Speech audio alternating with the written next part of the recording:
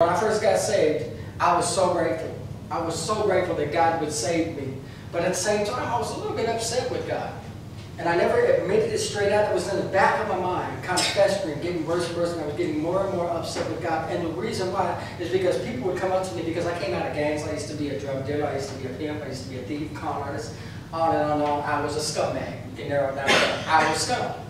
And so people, when someone like me comes into the church, Christians love to go and tell them the same thing. They always tell them the same thing. And I even had a woman of God tell me this in church last week, but I'm over it now, so it doesn't bother as much, but it used to bother me. But tell me that you can reach people that I can't reach.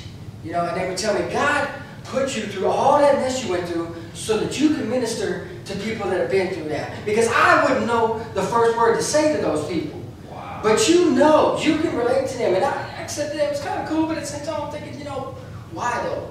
You know, the question that caused my resentment was this festering why in my mind. Why did God put me through all that? Well, so I could reach those people. But here's the problem with that is those people that I'm going to reach, why are they going through it?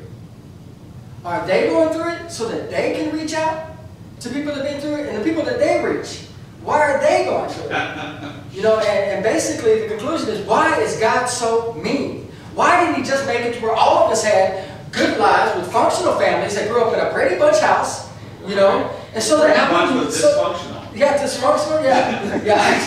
Yeah. Or leave it to Beaver House, whatever, you know. Leave it to Beaver. Why didn't I grow up with Ward and June Cleaver? You know, so that I wouldn't need someone who had been through all of that mess that I've been through in order to reach me. Why is God so mean? Wow. Well, this is how I solved it. I was up in the middle of the night, and I used to watch, it used to be able to get, when you had UHF channels in Wichita, right. You used to be able to get TBN, Trinity Broadcast Network, which I don't know if it still is, but at the time it was the biggest Christian network in the world. And the founder of that is Paul Crouch, and his wife's name is Jan Crouch.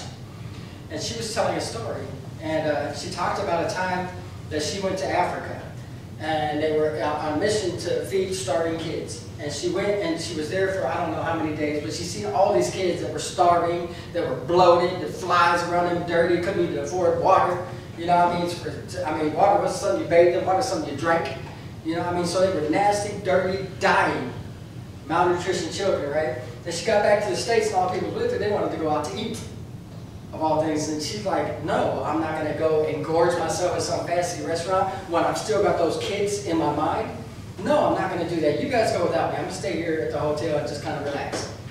And after they left, she started getting mad at God. The same type of resentment as me. She started, you know, thinking about those kids, and she was like, I don't understand this. I don't get it. Why, God?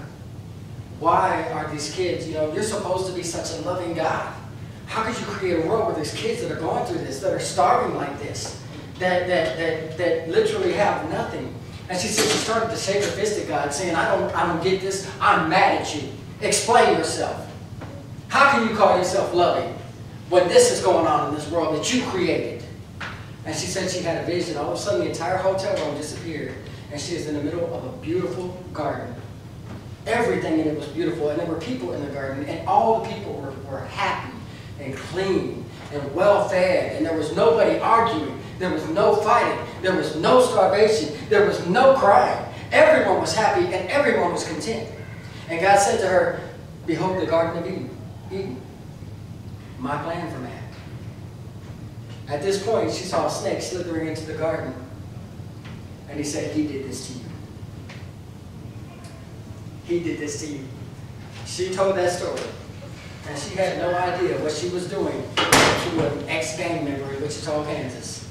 An ex-drug dealer, an ex-scumbag. Because all my life I had been told that God would put me through all of that. You know, because it wasn't just about the crimes I did, it was about the crimes that was done to me. You know, when I was growing up, every man that I ever looked up to and respected died somehow. My brother choked to death on his own vomit after he passed out drunk, which was amazing. We all thought he would OD on heroin. You know, we didn't know there was going to be alcohol that would get him. My dad hanged himself to death when I was 16. My grandfather was eaten up by cancer. My grandmother was eaten up by cancer. My other grandfather was eaten up by cancer. My best friend was shot in the face 5 times in his own kitchen. I watched another person die in my place. Somebody yelled out my name. My nickname was Double J. I was in the club. Somebody yelled out my name. For some reason, I knew to duck, and I ducked. And a good friend of mine was sitting right next to me took the bullet in his head right in front of me. I watched another friend's chest explode. You know, all of that was God giving me a testimony.